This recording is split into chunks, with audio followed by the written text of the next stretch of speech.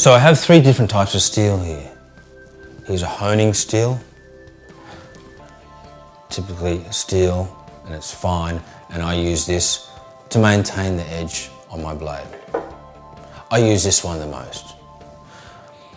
The other two steels I have are more abrasive and they're for sharpening.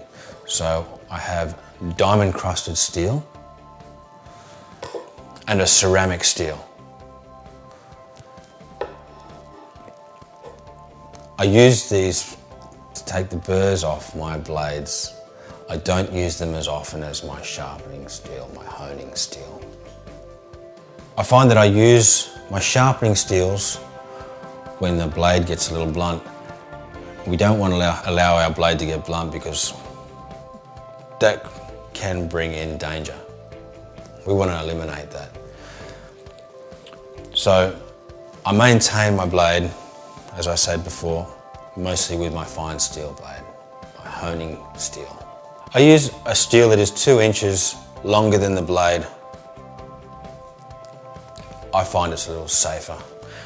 Also, when I start my sharpening, I tend to start with the tip first and then follow through to the heel, up and back. Follow through with the underside, up and back, allowing both sides of the blade to be sharpened.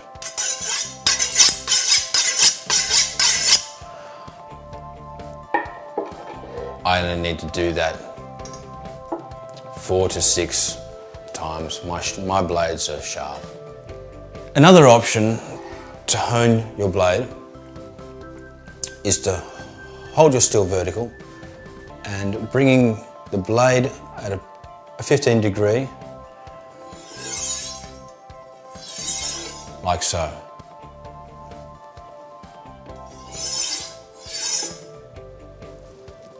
I find that easier, especially if you're a beginner, and it's safer too.